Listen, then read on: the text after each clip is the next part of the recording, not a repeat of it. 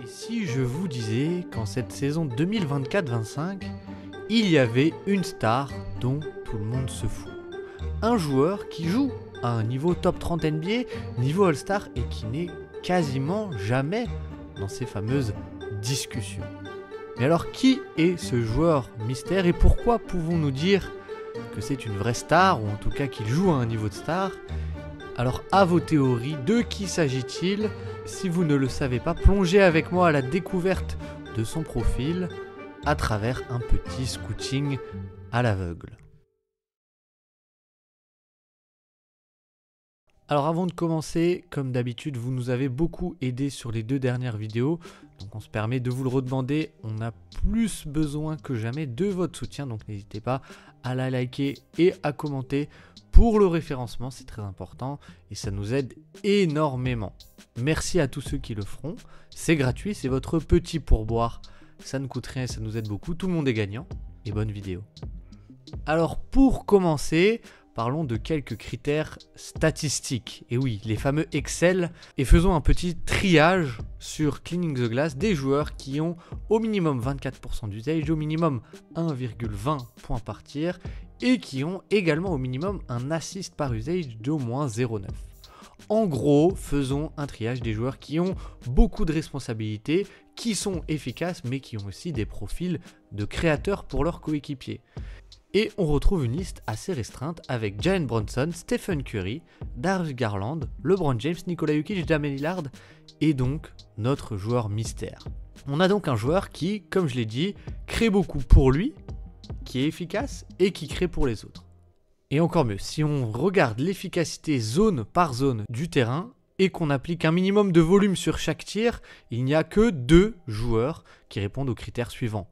Minimum 70% de réussite sur les tirs au panier, 50% sur les longs mi-distance et 35% à 3 points. Kevin Durant est notre joueur mystère. On a donc un joueur qui est en fait un créateur et un scoreur sur 3 niveaux. Alors finissons-en avec le suspense, il s'agit de Desmond Bane. Et ce qui a le plus changé avec Desmond Bane, c'est pas son shoot. On savait que c'était un shooter d'élite qui peut vivre à côté de Ja Morant et même créer de l'espace de par sa gravité de shooter pour Ja Morant, avec notamment tous ces Iverson cuts ou tous ces leurres où il est placé côté faible pour justement occuper les défenseurs et créer des lignes de drive. Mais ce qui a vraiment changé, c'est son jeu de drive. C'est devenu un joueur avec un vrai volume sur drive. Alors si on commence un peu avec le volume, c'est vrai qu'on est passé d'un joueur en quelques années qui était à 5 drives par match à 10 cette saison avec une efficacité qui a beaucoup augmenté. Il est à 1,17, ce qui est plutôt pas mal. Mais alors comment on explique ça? Eh bien tout simplement parce qu'il y a une bien meilleure gestion de son rythme, de ses appuis et de son corps. C'est un joueur qui n'a jamais eu des très grands bras, qui est assez petit et donc ça l'empêchait d'avoir des angles, mais c'est un joueur qui reste assez costaud. Et là on va le voir tout simplement, vous voyez ici la petite décélération qui attire Alperen Sengun et qui le frise un peu et de suite la réaccélération derrière et le très beau lay-up sur un pied en fin de drive. Un autre exemple ici, mais vous allez voir que cette gravité de shooter et sa gestion du pied de pivot, et encore une fois, c'est ça qui lui permet de s'ouvrir un tir très très facile au panier. Où je le rappelle, il est à plus de 70% de réussite. Pour un guard, c'est absolument monstrueux. En fait, tout simplement, vous le voyez, ici, il va faire une petite feinte de fadeaway, ce qui attire complètement Alperen Sengun parce qu'on ne veut pas le laisser shooter, parce qu'on rappelle que c'est un des shooters les plus efficients dans n'importe quelle zone du terrain. Et du coup, Alperen Sengun se jette. Et là, très bonne gestion de son pied de pivot, ça lui ouvre un lay-up grand ouvert. Et comme j'ai dit, c'est un joueur qui est aussi bien meilleur avec la gestion de son corps qui est finalement assez costaud du haut du corps. C'est un joueur qui dégage pas mal de puissance. Et si on regarde ici, c'est un bon exemple parce qu'on va avoir un premier écran de Jalen Wells pour enlever Amen Thompson et avoir Jalen Green face à lui. Pourquoi? Parce que Jalen Green, c'est pas forcément un mauvais défenseur on-ball, mais c'est un joueur qui est beaucoup plus frêle, beaucoup plus fin, et face à Desmond Bane, vous allez voir, ça va beaucoup lui servir. Derrière, il joue son pick and roll, Steven Adams est en drop, et du coup là, petit coup d'épaule pour se créer la séparation, la décélération presque au ralenti, qui est aussi une de ses grosses qualités sur lesquelles il a travaillé, et petit lay-up, encore une fois, grand ouvert. Et cette nouvelle arme du drive, et ben, ça a même forcé dans ce match face à Houston à tout simplement le blitzer en fin de match. Faire des blitz sur lui pour l'empêcher d'arriver dans cette zone intermédiaire. Et ça, c'est un bon exemple de la gravité, de la dangerosité de scoreur qu'il a acquise. C'est un peu la marque des créateurs d'élite, c'est-à-dire que vous attirez vraiment la défense. La défense préfère laisser un surnombre que vous laisser prendre le tir vous-même. Et ce qui est intéressant, c'est vraiment que cette menace au scoring, eh ben, ça lui ouvre aussi un jeu de passe sur drive qui est ultra intéressant. Ici, c'est en transition, mais vous allez le voir, il drive et de suite, il décélère. Et là, il va trouver cette petit angle de passe dans le dos de la défense puisqu'il attire la défense et il arrive à bien réagir pour servir Zach Edey qui est dans le dunker spot, tout simplement. Et en fait, dans les schémas de Memphis, ça rentre parfaitement bien. Parce qu'en fait, avec lui, Jaren Jackson Jr. et Ja Morant, on a 3 créateurs sur drive de très très haut niveau. Et c'est un peu toute l'identité de l'équipe, justement. Et là, on va avoir une possession typique où vous allez le voir, qu'est-ce qui se passe? C'est que Houston, il joue la gap defense. C'est-à-dire que Dillon Brooks et Jalen Green, qui sont donc les défenseurs un peu qui sont dans les ailes, viennent complètement fermer cette zone ici pour empêcher le fameux drive de Desmond Bane. Et ce que fait Memphis, on en a déjà beaucoup discuté, c'est qu'ils profitent de l'inattention de ces défenseurs qui viennent en aide pour justement créer le plus d'espace, venir se décaler. Et donc Jalen Wells va venir s'écarter le plus possible de Jalen Green. Vous voyez ici la course. Et Desmond Bane, il évite bien le stunt de Jalen Green. Il protège bien son ballon avec sa puissance et très belle lecture en fin de drive pour créer un tir ouvert pour le rookie. Et en réalité, c'est vraiment un joueur qui est capable de s'adapter en fin de drive et qui gère beaucoup mieux son rythme et qui est même un peu capable de manipuler la défense. Ici, on a un super exemple de la gravité qu'il a, c'est que tout simplement, sur la sortie de main à main, eh bien, on vient le trapper, le prendre à 2 avec Andrew Wiggins qui essaye d'empêcher son drive, quitte à laisser le 3 points à Ja Morant parce que c'est pas forcément le plus dangereux. Et en fait, il va garder son dribble main gauche, il va éviter Dennis Schroeder, il va aller dans son spot, et là, petit coup d'épaule pour s'ouvrir un lay-up. Et ce qui est super intéressant, c'est qu'il ne regarde que le panier. Il ne regarde que le panier, et on va avoir une adaptation en l'air assez incroyable, parce que je trouve qu'il est très très fort dessus. Et au moment où Stephen Curry, ici vous le voyez, il tourne la tête, eh bien oui, il en profite pour servir Jalen Wells dans le corner, et petit moment d'inattention, directement puni par le Grizzly.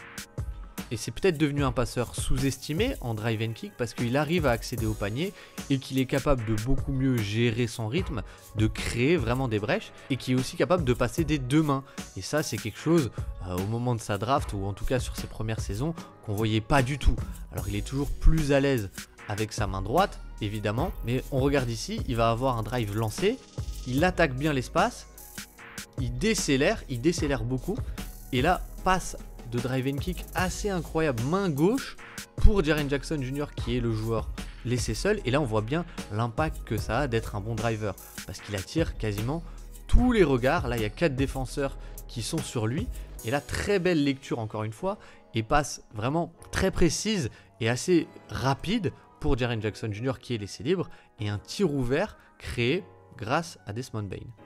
Et même sur pick and roll, il est capable de très bonnes séquences en fait de vraiment de créateurs primaires. Comme ici, vous allez voir où il crée un tir grand ouvert pour Zach Edey, en tout cas un tir simple, presque tout seul, parce que le système c'est un pick and roll classique. L'écran n'est pas forcément le mieux posé de Zach Edey, mais tout de même ça crée un premier décalage et Desmond Bane il va snake le pick and roll. C'est-à-dire qu'il va mettre De'Aaron Fox, vous le voyez ici dans son dos.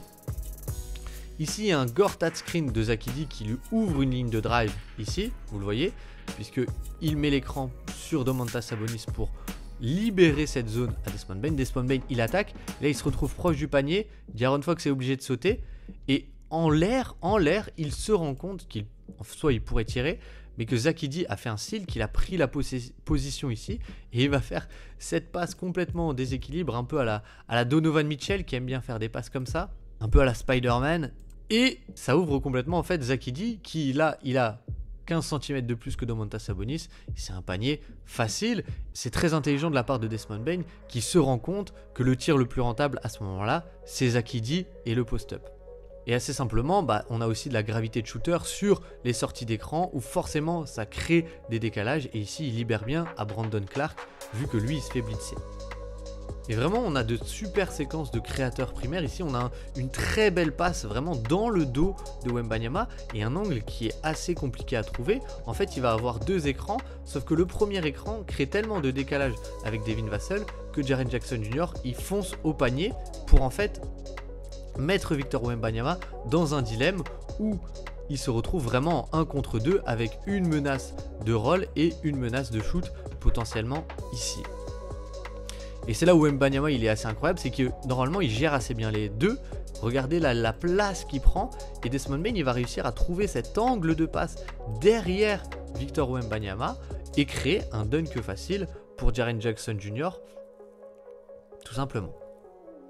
Du coup, on a un joueur qui est bien meilleur sur dribble, qui est capable de passer des deux mains, qui attire énormément d'aide et qui en plus, cerise sur le gâteau, est devenu aussi un bon passeur de skip pass, vraiment de manipulation visuelle par séquence. Et on n'en parle sans doute pas assez, mais ici, regardez. D'ailleurs, on voit un peu tout, c'est que d'abord, la gravité fait que les Pels mettent deux joueurs sur lui avec Desmond Bane et Yves Missi sur le pick and roll. C'est-à-dire qu'on le blitz tout simplement. On le blitz et vous le voyez de suite, on vient surcharger le terrain. On vient surcharger le terrain et là Desmond Bane, il s'affole pas. Et en fait, ce qui est assez impressionnant, c'est que là, c'est à CJ McCollum de gérer du coup les deux joueurs corner opposés. Parce qu'on mise sur le fait que Desmond Bane ne va pas être capable de trouver ses passes justement. Et en fait, Desmond Bane, il va regarder Jalen Wells qui est ici. Et ça, pendant un court instant, ça va décaler CJ McCollum, vous l'avez vu. Et il envoie une skip pass corner opposé pour Jaren Jackson Jr. qui est laissé complètement libre. Et ça, c'est du très très haut niveau, tout simplement. Et une dernière passe pour voir vraiment ici à quel point c'est impressionnant. C'est la passe un peu signature des porteurs de balles. C'est la skip pass corner opposé. Et en fait, c'est assez simple. Mais encore une fois, on crée à partir d'un pick and roll petit, mais un simple pick and roll. Et de suite, on a CJ McCollum qui vient.